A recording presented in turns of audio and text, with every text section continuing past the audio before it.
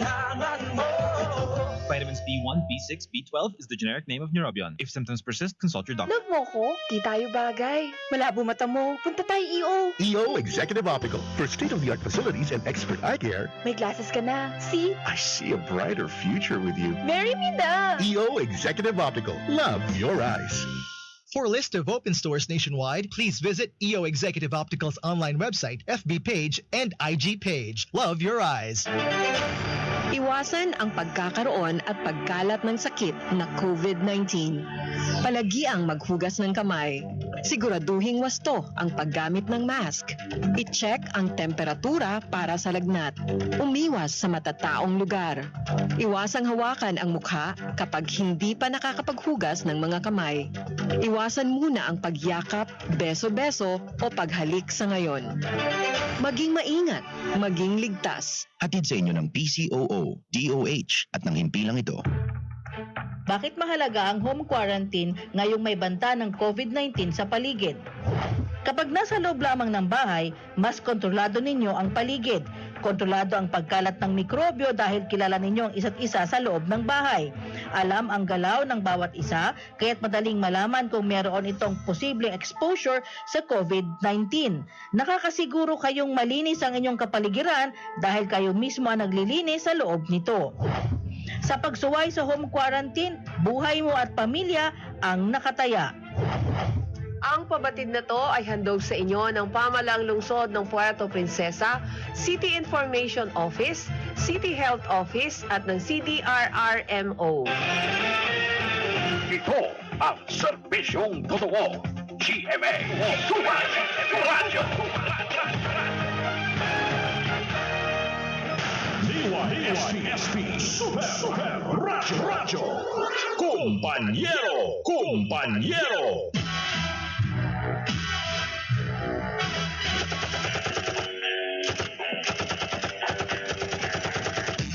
Ay, nako, Sabado po ng umaga mga kapuso. Yes, it's Saturday. A day after the Independence Day. Araw po ngayon ng Sabado. Ngayon po ay 13 na sa buwan ng Hunyo, taong 2020. Dahil kahapon po holiday. Araw po ng kalayaan. Bagamat wala pong pagdiriwang na naganap dito po sa lungsod ng Puerto Princesa at sa lalawigan ng Palawan para po sa baggunita ng Independence Day, inalaya naman po ng bulaklak. Yung pong ating monumento ni Gat Jose Rizal dyan po sa may katedral. At siyempre yung ating lokal na bayani dito po sa lalawigan ng Palawan, si Dr. Higinio Mendoza.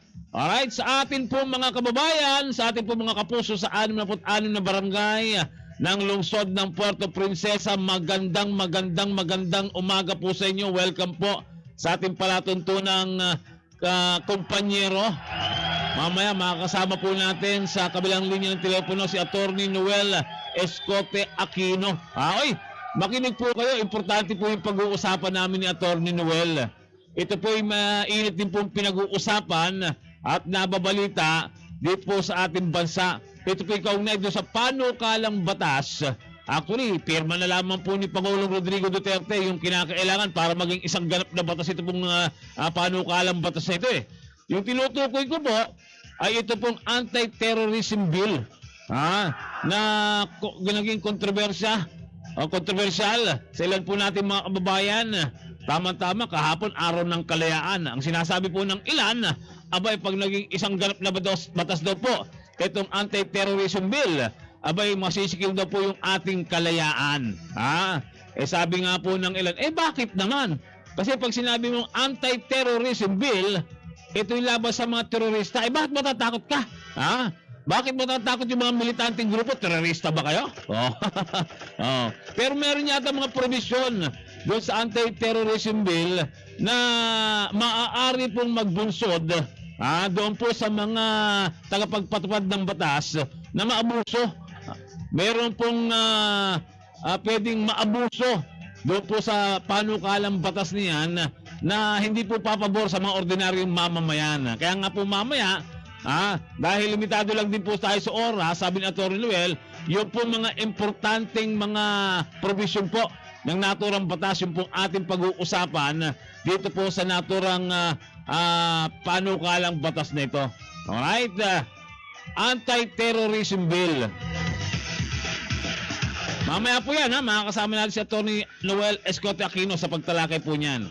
Samantala, nakakontak mo na ba kahit si Ma'am Jean Rausa na lang, yung tagapagsalita ng Water District, kung wala si General Manager Antonio Jesus Ramasanta. Okay? Simple lang naman yung aming pag-uusapan. Aalamin natin kung ano ba yung mga requirement. Baka may mga pagbabago di ba?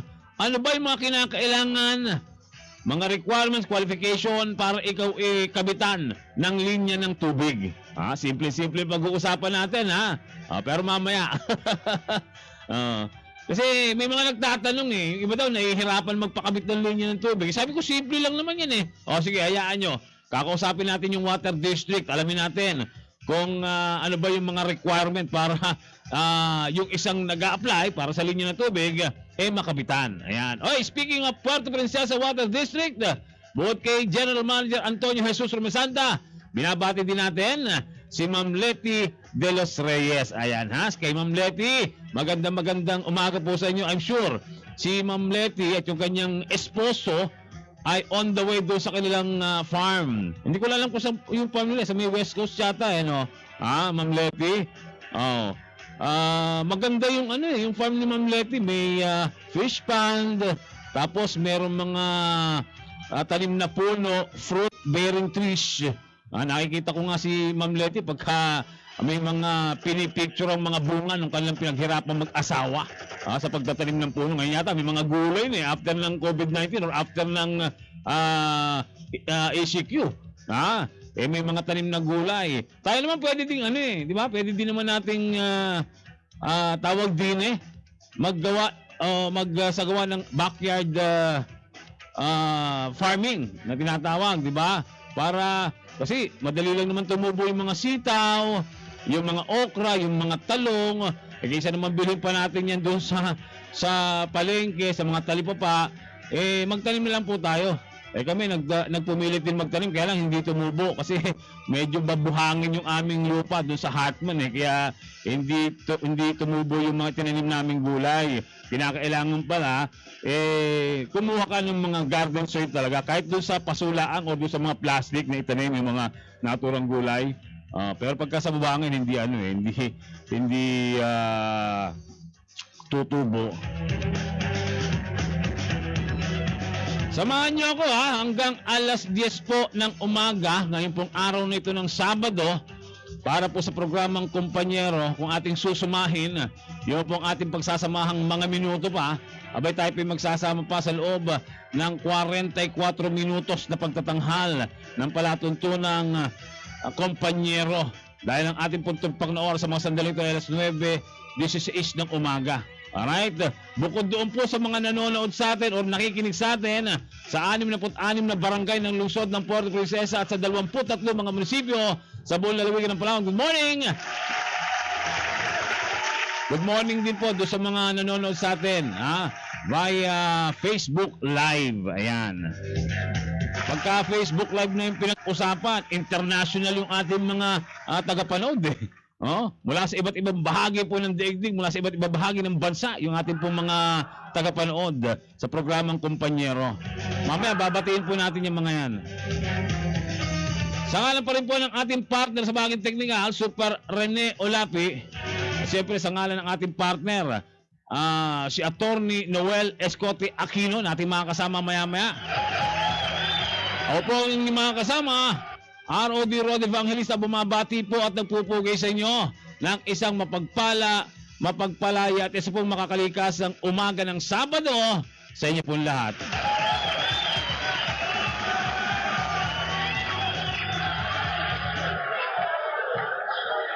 Kumpanyero! Kumpanyero! Ito ang serbisyong totoo. GMA Super Radio. DYSP Super Radio. Ang HiQ Canvas and Upholstery Supply ay nagbibenta ng Uratex, synthetic at Firmatex foams, linoleums, shoe repair supplies at iba't ibang klase ng US, German at ordinary leather. Ang HiQ Canvas and Upholstery Supply ay matatagpuan sa tabi ng Allied Bank, Rizal Avenue, Puerto Princesa City. Ito ay pagmamayari ni Ben at Joy Chu at may telepono bilang 433-4823. Oh, anong nangyari sa'yo? Ang sakit ng tiyan ko eh. Hay nako, ayan ang nakuha mo. Kahit san-san ka kasi umiinom ng tubig eh. Mag-Max Alkaline Ionized Water ka na. Ang Max Alkaline Ionized Water ay antioxidant water na nakakatulong sa ating kalusugan, malinis at safe. Halika na, samahan mo akong bumili ng Max Alkaline Ionized Water. Ang Max Alkaline ay no approved therapeutic claim. Ang Max Alkaline Water Refilling Station ay matatagpuan sa Ecofield Building, Malbar Street, harap ng Provincial Hospital. Luntiang kagubatan, dapat nating pangalagaan para sa kinabukasan ng lalawigan. Ang paalaalang ito ay hatid sa inyo ng Riutuban Nickel Mining Corporation, your partner in sustainable development, at ng Coral Bay Nickel Corporation, dedicated to environment, protecting the future.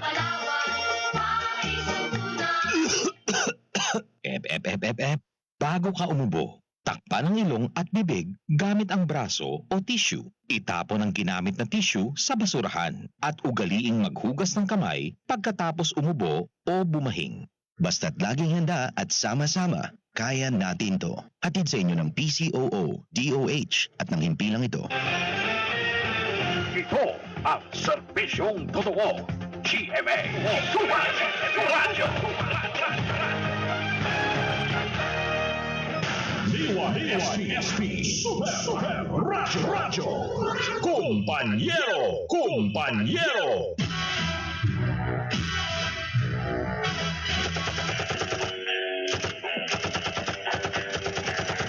Alright mga kapuso, balik po tayo. Oras natin, alas 9:20 ng umaga. Bago po natin pag-usapan, ano po, yung patungkol din sa anti-terrorism bill, kung saan makakasama po natin sa pagpapaliwanag si Attorney Noel Escote Aquino.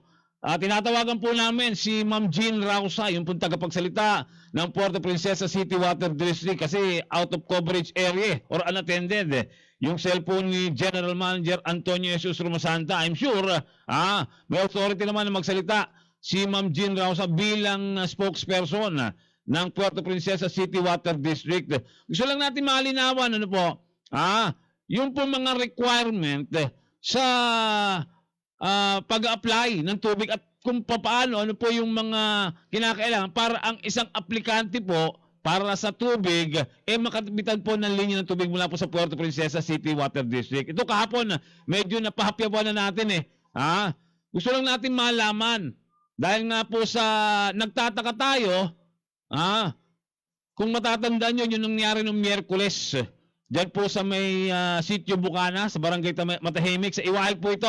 Yung pong relocation site, yung pong mga taga-Barangay Matahimik. Yung bandang unahan yan, Kabakawanan. Meron pong mga structure na itinayo dyan. Ibig sabihin, pinagpuputol po yung mga bakawan. Ito po yung naging naging dahilan kung bakit po nagkaroon ng hindi pagkakaunawaan yung po mga tauhan ng CTPNP natin sa pangunguna ni CTPNP Director Marion Balonglong, na ngayon po ay relieved na as Director ng CTPNP dito po sa lungsod ng Puerto Princesa. Diba? Yung po mga taga Senro DNR, kasama po yung grupo ng anti-squatting, yung ilang mga barangay tanod ng Barangay Matahimik, magsasagawa po ng isang lehitimong operasyon. Actually, matagal na ito. Nadidiscuss ko na ito sa aking mga programa. Yung po mga structures dyan po sa may bahagi po ng Barangay Matahimik, Bukana, sa may Iwahig, na marami na pong binakod hindi lamang po yung nasa tabing kalsada na pinagpuputol po yung mga mangrove area natin, yung mga mangrove trees natin, malawak na. Yung po mga naputol na mga bakawan. In fact, may kanya-kanya na pong bakod yung ilang mga individual na nagmamay-ari po or umuokupa diyan po sa naturang lugar. Di ba? Ang nangyari, magsasagawa ng operasyon, yung pong DNR, Senro, anti-squatting. Akala nila, may mga pulis doon, ayuda kasi ganyan usually, di ba? Pagka mayroong operasyon po yung anti-squatting, humihingi ng ayuda for assistance in eventuality na magkaroon po ng kaguluhan. Nandiyan po yung CTPNP. Akala ng mga taga-Senro, akala ng mga taga-anti-squatting, back up nila yun. Na kung sakasakaling magkagulo, nandiyan yung CTPNP. Eh, hindi pala ganun ang mangyayari. Dahil alam niyo naman po yung nangyari, di ba? Pinagtutukan ng baril yung mga taga-DNR, pinadapa, tapos meron pa yata nasaktan meron pa yata sinakal at sinampiga dun sa mga taga-DNR. Well, hindi po yun yung ating pupuntuhin. Dahil may kaso na pong isinampa laban po dito kay Colonel Balonglong, na-relieve na din po, pinalitan po ni Colonel Vivar Jr., Sergio Vivar Jr., yung ating bagong OIC City PNP Director dito po sa lungsod ng Puerto Princesa. At mukhang sa araw po ng bukas, araw ng linggo, darating po siya dito para pangunahan at pamunuan ito pong ating City PNP. Ngayon, ang gusto po nating puntuhin dito sa ating ninanais na mga kapatid, yung taga-Water District, wala po si GM Romasanta, kahit po si Jen Rausa, yung tagapagsalita. Ano ba yung mga requirement ng pagpapakabit ng tubig, papalagay ng linya ng tubig? Kaya ko na itanong, napuntahan ko na po yung lugar na yan At ako yung nagtataka, dahil yung kabakawanan, illegal structures, yung mga naktayo doon, actually matagal na may notice of violation, notice to vacate. Pinatupad nga lamang po nung Miyerkules ng mga taga-DNR at ng mga anti-squatting. Meron na po linya ng tubig Meron po mga metro doon sa mga strukturang naandun. So sabi ko, ano ba yung requirement? Bakit itong mga to ay may linya na ng tubig? Bakit may mga metro na? Samantalang illegal po yung mga structures dito. Doon sa lugar na yon. Mga pinagpuputol na bakawan pinagbabakod, pagkatapos nagtayo ng mga kubo-kubo. Pero wala pa naman talagang yung makikita mo na talagang bahay na titirhan. Kumbaga, mga pahingahan, ganyan, pero wala mga konkretong mga pasilidad o konkretong mga bahay. Puro mga light materials. Ibig sabihin, hindi po talaga titirhan yung naturang mga lugar na yan. Okay? At may mga sabi ko may mga metro ng tubig, may linya na ng tubig. Nakita ko dahil nakapasyal ako dun So nagtataka ako, kaya gusto natin kausapin si Ma'am Jean Rausa ng Puerto Princesa City Water District, yung tagapagsalita, para alamin natin, ano ba mga requirement Kasi yung ilan, alam ko, nahihirapan magpakabit ng tubig Bakit doon na alam naman natin na illegal yung pong mga struktura agad na nakabitan ng tubig? Ano bang meron? Okay? Kaya nga po kakusapin na rin sa mga requirement lang sa pagpapatayo pagpapatayo ng linya or pagpapalagay ng linya ng tubig. Doon po sa mga nag-a-apply para po makabitan ng gripo, makabitan ng linya mula po sa ating water district. Magandang hapon muna kay Boyet Ajok Tumanda, nanonood sa atin ngayon. At siyempre yung ating regular na tagapagsubaybay sa Facebook Live, si Nick Antoy, siya nanonood mula dyan sa bayan ng El Nido. Okay? Good morning, Nick Antoy. Si Rachel Pines Rod, pakibate mga magulang ko dyan sa barangay Tanabag, Helen Pines at sa family Roche. Okay? Ganun din si Jackie Jackie JC. Sino? Ba't si Jean Rausa ayaw? Ano sabi ni GM? Pero nakausap po si GM? Wala po. Lang sa hotline. Okay. So si Jean Rausa busy. Try mo lang i-try. Kapon pa natin tinatawagan Gusto na natin maliwanagan. Pwede pala na makabitan ng tubig yung pong mga lugar na legally constructed yung mga structure. Kasi alam mo na illegal Dahil nga po kabakawanan mga bakawan po yung dating nakatanim na pinagpuputol. Alam naman natin na kapag bakawan illegal na putulin yan. Okay? So nilinis, pinagpuputol yung bakawan, naglagay po ng mga kubo, Tapos, nakabitan ng linya ng tubig. Ewan ko pero sa tingin ko parang may mali. Pero baka inaalaw naman ng Puerto Princesa Water District yung ganon. Basta nagre-request, basta nag-a-apply. So, kaya nga titingnan natin, gusto natin makausap, yung pong mga taga-Water District. Pero, si GM Romasanta nga, busy pa rin. Hindi ba, sige, pilitin natin makausap si Ma'am Jean Rausa, baka may kausap laang, Si Arthur de la Cruz, nanonood sa atin, si Tatoy, si Manuel Aquino, babati daw kay Tatay Ernesto Estiandan. Ayan, okay? So, babalikan po natin yan.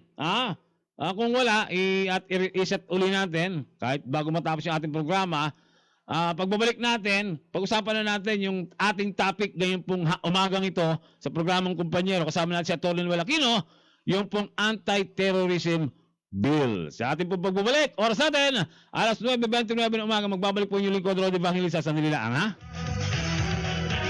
Ang oras sa tid sa inyo ng Downy. Subukan na ang Downy Antibac. Pambahay mo, i-Downy Antibac mo. Ang oras na ito ay hatid sa inyo ng EO Executive Optical. If you love your eyes, come visit EO Executive Optical for expert eye care. With over 100 branches nationwide to serve you, EO has been voted by consumers as a Reader's Digest Trusted Brand 2016-2017 Platinum Awardee. Sangobion Iron Plus. Multivitamins and minerals is the generic name of Sangobion Iron Plus. If symptoms persist, consult your doctor. Oras hatid sa inyo ng Water on the Rock, the purified spring water. For inquiries, call or text 0929-2909-561 or 0975-528-1894. Located at number 9 Junction 1, Barangay San Miguel, Puerto Princesa City. Sara Geronimo po. Ang dugo ng traffic. Ay, kahilo. Ang dugo ng gawaing bahay. Kapagod. Paputla na ako. Ang dugo mo, kamusta? Baka anemia yan. Huwag hayaan ng hilo, pagod at putla na pumigil sa'yo. Take doctor-prescribed Sangobion, the blood health builder, to help you break free. With Sangobion, win your day ka! Multivitamins and minerals is a generic name of Sangobion Iron Plus. If symptoms persist, consult your doctor. Anong ibig sabihin ng home quarantine? Ito po ay kusang pananatili sa loob ng bahay sa loob ng 14 na araw. Ang mga taong ito ay walang sakit, pero galing sa lugar kung saan laganap ang isang nakakahawang sakit. Ang hakbang na ito ay upang malimitahan ang pagkalat ng sakit. Makipag-ugnayan sa pinakamalapit na health facility. Basta't laging handa at sama-sama, kaya natin to. Hatid sa inyo ng PCOO, DOH at ng himpilang ito. Sarap ng tulog pag naka-aircon. Pero pag hangin may air contaminants, Everest Aircon with healthy air filter that helps remove air contaminants from the air your family breathes. Han, gising na. Malilate ka. Sarap mo tulog. Everest Aircon. Safe, clean, and healthy air for the family. Everest Aircon with healthy air filter that helps provide safe and healthy air for the family. Available in all leading appliance centers nationwide. Good news! Ang pinagkakatiwalaan yung MXC capsule, tested and proven na may alpha, beta at gamma nutrients. Very low ang sodium content, cholesterol and fat-free. MXC capsule araw-araw helps avoid pain discomfort para iwas-iwas sa sakit with proper diet and exercise. To God be the glory!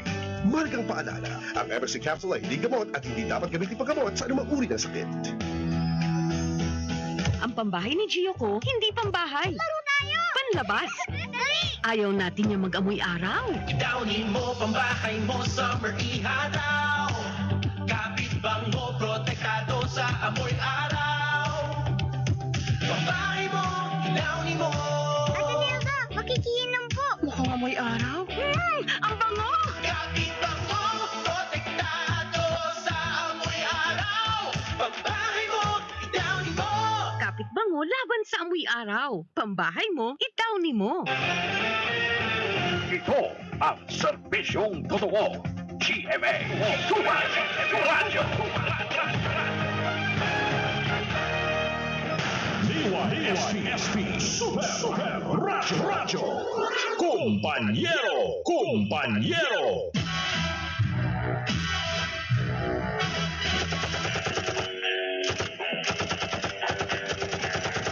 Alright mga kapuso, balik po tayo. Oras natin, 9:33 in the morning. Ngayon pong araw na ito ng Sabado sa palatuntunan ng Kumpanyero.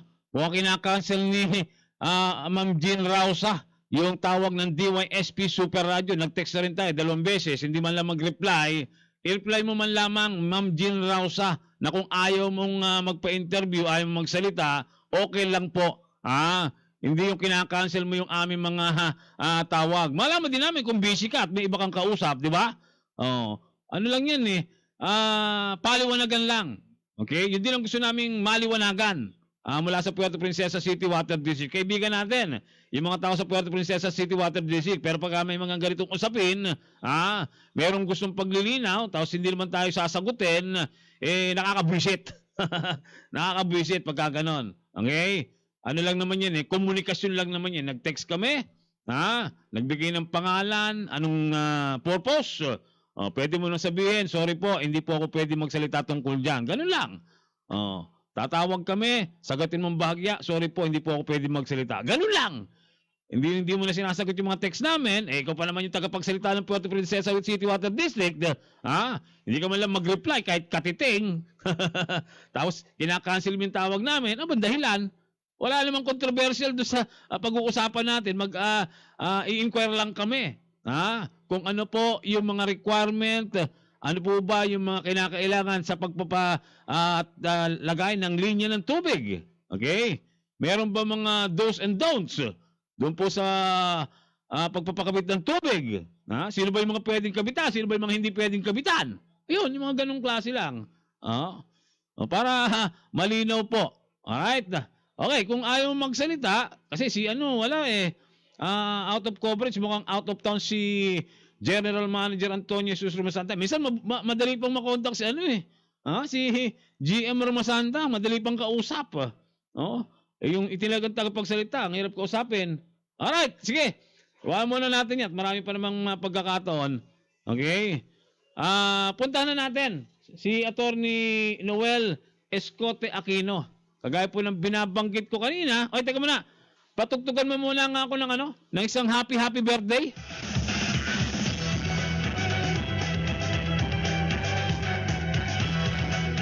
Meron kasi nagdiriwang yata kahapon pa, belated na pala ito.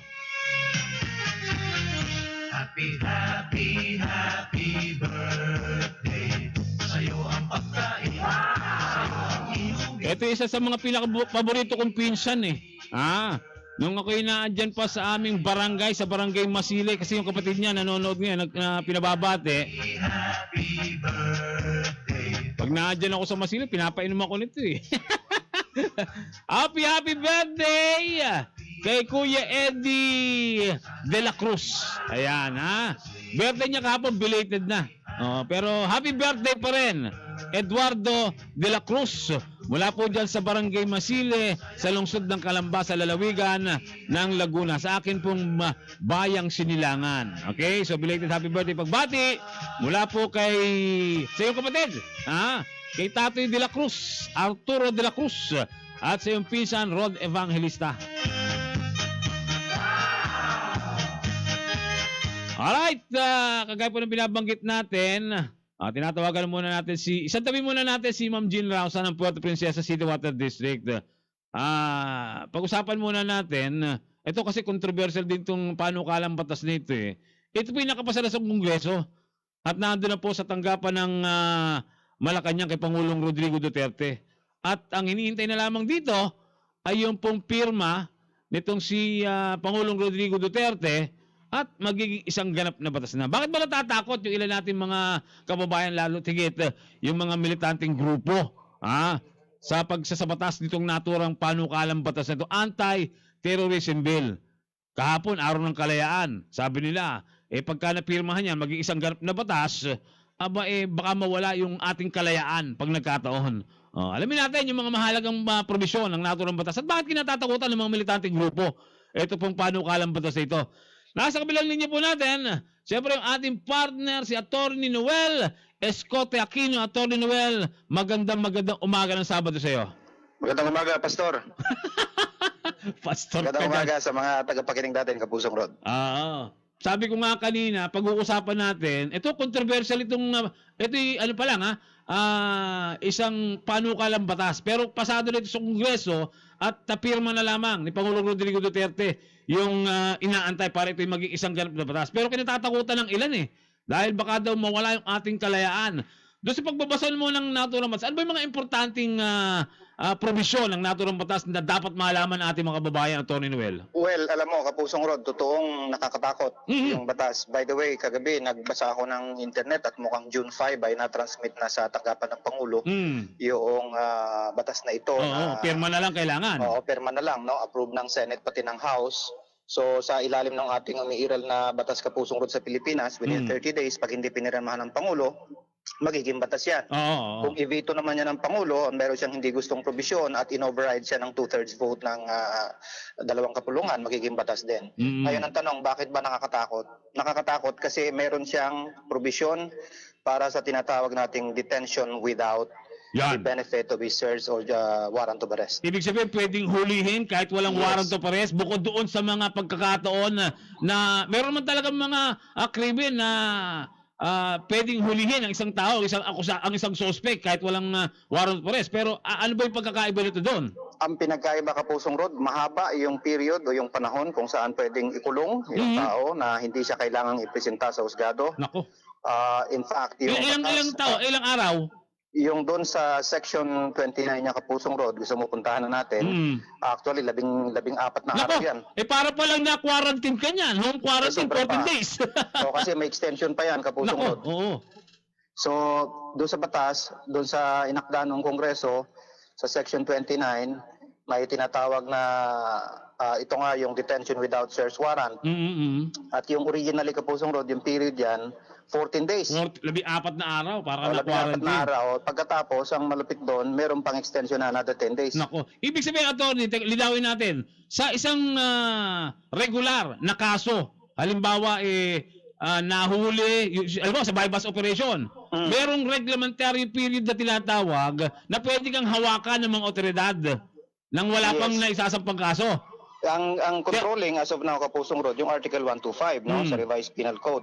At ang oras diyan 3. 12 oras pag light felonies, 18 oras pag correctional penalties, pag sinabi natin correctional, ito yung presyon correctional hanggang presyon mayor, no? Pagkatapos yung afflictive penalties, ito yung 12 years and 1 day pataas. So 36 hours ang maximum. Kasama na yung yung murder, di ba? Oo, kasama na. Okay. 36 hours. Ibig sabihin, ilang araw lang yan. 24 oras ang isang araw. Oo, isa't kalahating araw. Oo, isa't kalahati. Ngayon, dito sa Section 29, no, as proposed, kung ito lalagdaan ng Pangulo, inaamyandahan ito siyempre yung provision ng Article 125 ng Revised Penal Code. At inotorisa yung tinatawag nating ATC. Ano yung ATC? Yung Anti-Terror Council, no? Terrorism Council. By the way, yung Anti-Terrorism Council, Kapusong Rod, ang bumubuo niyan ay lahat nasa executive. Ang chairman niyan, yung executive secretary ng Pangulo. Okay. At ang mga kasama dyan, secretary ng DILG, secretary ng Justice, secretary of Finance, at yung dalawa pa, no? At dito sa panukalang batas na ito, Kapusong Rod, 14 na araw, ang sinasabi ng batas, without incurring, criminal liability, yung taong huhuli, yung law enforcement agency na huhuli, hindi siya pwedeng kasuhan ng tinatawag nating arbitrary detention. 14 days, no? Mag-iimbestiga siya from the moment na yung suspect ay mahuli niya. So, pwede niyang ikulong yan. And the period may be extended to a maximum of 10 calendar days. So, ibig sabihin, 14 plus 10, that's 24 days. 24 days. Halos isang buwan na yan. Oo. Basta mapakita niya lang na yung further detention kailangan pa para ma-preserve yung ebidensya. Hindi kaya makumpleto yung tinatawag ng investigasyon na ginagawa niya.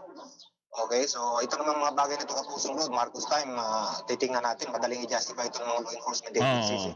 Pero, Atty., ano ba yung mga pwedeng maging basihan para paghinalaan ang isang tao na terorista, Atty.? Tingnan natin yung what is this, yung definition ng definition ng terrorism. Ang sabi nitong panukalang batas na ito, kahit sino man who engages in the act or intended to cause death, no? Or serious bodily injury sa tao o sa buhay ng tao, o di kaya ay nag-i-engage siya sa tinatawag na mga aktibidad intended para maging dahilan ng magkaroon ng damage o destruction yung anumang public facility o government facility. Kasama na yung private property. o di kaya ay engages in acts intended to cause extensive interference o damage, destruction doon sa mga critical infrastructure natin sa gobyerno. It could either be communication, intelligence, etc. Yung nagde-develop, nagmamanufacture, hindi kaya may hawak ng mga tinatawag nating mga sandata na maaring gamitin pampasabog o di kaya biological, nuclear, radiological o chemical. Sila yung mga kinukonsider, no?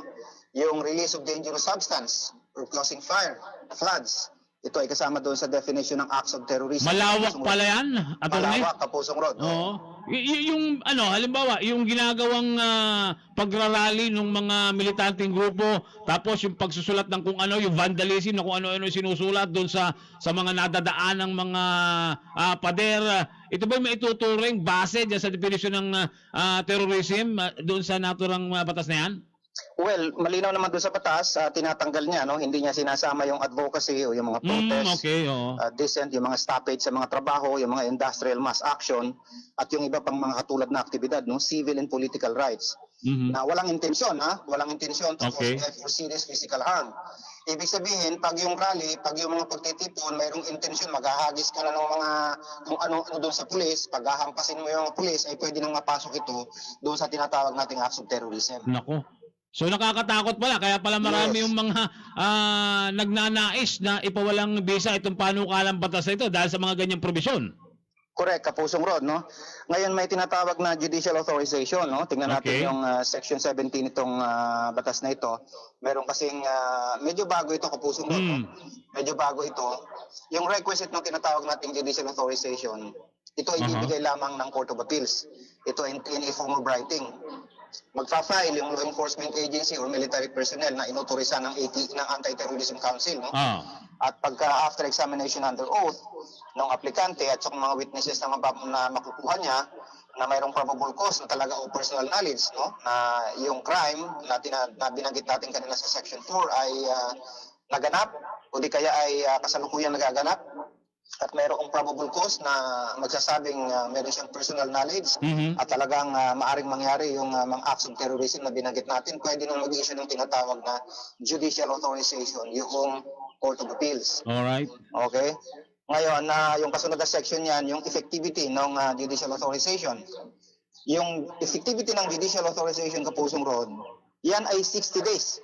Okay? Ibig sabihin, pag binigay ng Court of Appeals, from the time na pinareceive yan doon sa law enforcement agency, 6 na pong araw pwedeng i-enforce yan. 2 buwan. Oo. Pagkatapos, meron pang extension yan. Pero non-extendable, which shall not exceed 30 days. Okay. So hanggang doon na lang yon. Hanggang doon na lang yun. The most 90 days. Oo, 90 days. So ito yung mga importanteng laman ng batas. At yung isa pa dyan, Kapusong Rod, medyo magiging madali na para ideklara yung isang grupo na tinatawag nating terorista. Okay. Okay? Kasi nasa batas yan, section 26, no? Yung tinatawag nating proscription of terrorist organization, association or group. Okay. Ito ba tumutukoy lamang sa grupo o pwede din sa individual na tao? Tao kasama dyan. O hindi lang samahan, no? Pati mga tao. Okay. So ibig sabihin, halimbawa natin, itong mga kamakailan, di ba, naging usapin yung patungkol doon sa mga ipinopost sa Facebook na magbibigay ng pera, malaking pera doon sa makapapatay kay Pangulo Rodrigo Duterte. Yung issue ni Mystica na nananawagan kasama si Vice Presidente, samahan daw na para pababain sa pwesto itong si Pangulong Rodrigo Duterte. Ito ba mga ito may tuturing na act of terrorism? Kasama yan, Kapusong Rod, dito sa mga prohibited acts ng batas na ito, yung mga inciting to sedition, kasama ito doon sa batas, Kapusong Rod, at medyo pinaigting yung penalty, no? Dahil may mga provision ng revised penal code na talagang inamendahan itong batas na ito. Life, no? Yung dyan, at without the benefit of parole, ha? Pagkatapos, Kapusong Rod, inamendahan niya rin yung Republic Act 10592. Ano ito? Ito yung mga creditable na service o days kung saan naging mabuti yung prisionero doon sa loob, yung detention prisoner sa loob. Yan ay sa ilalim ng section 29, 94, 98, 99 ng revised penal code. Nilagay doon sa RE 10592. So meron ang tinatawag nating parang good credit sa mga araw na dumadaan na nasa loob siya. Ito inamyendahan further nitong batas na ito. So ibig sabihin mas lalong pinaigting yung yung batas at talagang hindi na binibigyan ng pagkakataon na maka-benefit yung taong pinaghihinalaang terorista. Okay.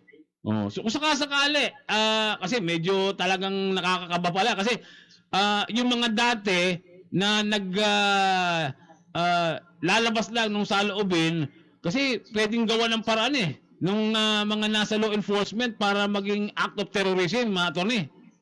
Tama yung Kapusong Rod, kaya kung mapapansin natin, kaliwat kanan yung opposition dito. In fact, ang nakakatawa kahapon, may nabasa ako, yung isa sa dalawa sa mga co-authors itong batas na ito, si Congressman Joey Salceda ng Albay at saka itong si Secretary Representative Litio Atienza, sumulat kay Speaker Alan Cayetano at sinasabi nilang they are withdrawing their vote.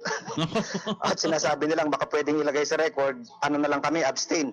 Ang problema tapos na sponsor sila Oo, na-transmit na. So, ibig sabihin, bumoto sila dyan sa batas na yan. Kasi na-realize nila probably na talagang napaka-delikado, no? May mga kasalukuyan tayong karapatan na maaring mawala at magiging masyadong vulnerable sa abuses itong batas na ito kung magiging tuloy ang batas ng Kapusong Rod. Ang inaasahan na lang dito, para hindi matuloy yung naturang batas na yan, yung panukalang batas na yan, yung pagbito ni Pangulong Rodrigo Duterte. Pero ito, dahil sila nga yung nag-certify ng bill na yan as urgent. Correct, Kapusong Rod. Kaya very unlikely mangyayari yun kasi ang Pangulo mismo ang nag-certify. Alam mo, yan ay bunga ng talagang maigting na kampanya para patigilin na itong kampanya ng terrorism sa Pilipinas, like itong CPP-NPA. Nakita natin yung galit ng Pangulo dyan, ano? Nitong panahon ng COVID na mayroon pang mga inabos. Ang problema lang, Kapusong Rod, in the process, yung crafting ng batas ay medyo masyadong vulnerable sa abuses, katulad ng sinabi natin. Pwede itong magamit ng mga people in position sa gobyerno laban doon sa kanilang mga kritiko. Pero may nakikita ka ba ditong paglabag doon sa Constitution? Like for example, yung warrantless arrest na i-hold mo for 14 days with an extension of 10 days. Hindi ba paglabag ito doon sa fundamental law of the land, Tony? Tama, Kapusong Rod. Ito ang magiging focal point, no? Kung sakaling mayroong taong halimbawang pinirmahan ito ng Pangulo at mayroong grupo na kukwestiyonin ng constitutionality ng batas na ito sa kataas-taasang hukuman. Isa ito sa mga magiging fertile ground para i-oppose, para sabihin unconstitutional kung hindi man yung buo, yung bahagi nitong batas na ito, Kapusong Rod. Kasi can you imagine, napakahigpit ng mga safeguards doon sa Constitution. Kung kailan lang pwedeng arestuhin yung tao, discuss natin nung nakaraan yan, and yet suddenly itong batas na ito ay binibigyan pa ng karapatan yung mga designated law enforcement agency nitong Anti-Terrorism Council para humuli without the benefit of a judicial warrant at ikulong nila for 14 days with an extension of 10 days. So maximum 24 days. Oo, without the person already responded being presented to the court. So ano mangyayari doon sa span of time na yon? Pag aresto, may 14 days, 10 days, ano yung maging kalakaran para doon sa naturang suspect, kumbaga, attorney? Well, yung suspect po will remain in the custody of the law enforcement agency. Can you imagine? Walang kasong pinafile sa kanya. Kasi binigyan ng batas ng ganong leeway yung law enforcement agency. Nakakatakot yun. So, hindi na mag-a-apply yung 12, 18, and 36 doon sa Article 125 ng Revised Penal Code. Hindi na matatakot yung humuling pulis o military para masubject siya sa ganong klase ng criminal liability. Kasi usually, binigyan siya ng 24 days. Usually yung 12 days, 12 hours, 18 hours, 36, sumasailalim sa masusing investigasyon yung yung suspect, yung hinuli, di ba? Nagkakaroon ng tactical interrogation and so on and so forth. Dito sa 24 days na yun, anong gagawin ng mga law enforcement agency natin? Imagine mo, Kapusong Rod, yung 24 days na yan maximum, investigation and gathering of evidence. So ibig sabihin, posibleng maabuso yan at in the process of investigation, kaya nga nilagay yung original natin na 125 na 12, 18, 36 para hindi masyadong mahaba na nasa kustodiya ng law enforcement agency yung mga respondent para ibig sabihin maiwasan na ito ay matorture. Diba? Makikita ka agad ng husgado yung itsura ng akusado. Dito 14 na araw, pwede pang ma-extend ng 10 araw. So 24 na araw yung nandyan sa kustodiya ng law enforcement agency just for purposes of conducting investigation. Although naniniwala tayo doon sa tinatawag na presumption of regularity, doon sa mga panguhuli na ginagawa ng ating mga police, ng ating mga nasa law enforcement agency, hindi naman may ialis sa atin yung katotohanan na mayroong mga bugok na police Meron mga nagmamalabis. Kita mo nangyari na nga lang dito sa atin sa lungsod ng Puerto Princesa doon sa mga taunang DNR, di ba? Buti hindi mga taga-provincial area yung mga ngayon. Mga taga city government, mga taga DNR. Tama, Kapusong Rod. Talagang, alam mo, ngayon pa nga mahigpit na yung batas natin, nagiging abusado pa. Lalo na pagka pumasa itong batas na ito. Mas lalong madali para doon sa mga gagong pulis, sa mga umaabusong pulis na abusuin pa yung kanilang kapangyarihan laban sa mga pribadong individual. Tama, Kapusong Rod. Kanina binanggit natin yung section 26, Kapusong Rod, no? Alam mo, anumang grupo, organisasyon o samahan na pinaniniwalaan itong law enforcement agency na nag-commit ng acts of terrorism, pwedeng mag-apply, Kapusong Rod, yung Department of Justice doon sa division ng Court of Appeals with due notice, at bibigyan sila ng time para dinggin, para ideklara itong grupo na ito bilang isang terrorist or outlawed group. No? Halimbawa, attorney, kasi alam naman natin, nagdudumilit na katotohanan na yung mga polis natin, pinagbibintangan yung ating ilang mga party list, di ba? As naglilin do sa mga kalawang grupo, ibig sabihin ba na pwedeng gumawa ng paraan yung ating mga otoridad, yung mga polis natin para akusahan na terorista yung mga nasa party list na yan na naglilin sa mga kalawang grupo? Madaling magawa yan, Kapusong Rod, dahil tandaan natin, yung protesta, ang sinasabi ng batas, gagalangin, civil and political rights ito. Pero pag ito ay nahaluan ng konting violence, pwede nang palabasin ng ating pamahalaan na meron silang intent to cause bodily harm or injury doon sa mga law enforcement agencies natin. At pag bumagsak na ganun, pwede na itong makonsider dito sa definition ng terrorism. Okay. At kung napatunayan na talagang ikaw base sa pag-investigasyon, base sa kinalabasan ng desisyon ng korte, ikaw ay isang terorista, ano naman yung nakaambang parusa base sa batas niyan, attorney? Mabigat ito, Kapusong Rod, life ito. Life imprisonment. Reclusion perpetua. Walang benefit ng parole dyan at walang deduction doon sa years of service na nasa loob yung tao dahil nga inamyandahan din itong batas na ito, itong proposed bill na ito, itong Republic Act 10592. Wala tong good moral, right conduct. Good moral, yung mga deduction sa araw na naging mabuti siya, hindi mag-a-apply. Nako. Masyado palang mabigat itong batas na ito, Atty. Noel. Kaya nga, Kapusong Rod, kaya hindi nakapagtataka na ito ay pinipilit ngayong labanan at pinipilit na protestahan ng mga grupong, alam mo na, nagtataguyod para sa tinatawag nating karapatan. Kahapon, nagdiwang tayo ng araw ng kalayaan. Maaari pa lang yung kalayaan na yan sa pamagitan ng batas na ito, mabaliwala. Correct, Kapusong Rod, nakakatakot. Kaya nga pa nga natin dyan, yung magiging aksyon ng Pangulo, yan ay naisumiti sa kanya ng June 5. Kung halimbawang bihin naman ng Pangulo na okay lang, di ko napipirmahan yan, it will become into law. It will become a law after 30 days. Alright, attorney, maraming salamat. Baka meron ka pang nais na idagdag dyan na kaugnay dyan sa panukalang batas na yan. Ito yung mensahe sa ating mga babae, Attorney Noel. Maraming salamat, Kapusong Rod. Alam mo, kahit nasa malayo tayo, pwede naman tayong magbigay ng ating mga hinaing, pwede tayong magbigay ng ating mga komento sa ganito mga pagkakataon. Alam mo, mas magagawa natin ngayon, Kapusong Rod, magdasal tayo na bigyan ng Pangulo ng linaw sa kaisipan, para bago aksyonan itong mga bagay ng ganito dahil ito ay talagang napakasensitibo at hindi magiging magandang imahin kung ito ay matutuloy dahil magiging vulnerable at subject ito sa mga pang-aabuso ng ating mga law enforcement agencies. Alright, thank you very much. Magandang umaga at mabuhay ka, Atty. Noel. Maraming salamat, Kapusong Rod. Magandang umaga. Alright, si Atty. Noel Escote Aquino. Maraming salamat at sa paliwanag patungkol dito sa anti-terrorism bill. Talaga palang may dapat na ipangamba yung ilan natin mga kababayan. Yung hindi man ikaw terorista, baka mapaghinalaan ka, magawa ng paraan, yari ka. Alright, magbabalik po tayo. Oras natin, alas 9:57 ng umaga. Sandali po lamang ito. Kumpanyero! Ito ang serbisyong totoo. GMA Radyo. DYSP Super Radyo. Zapool 5 Easy Insecticide. Zapool 5 Easy.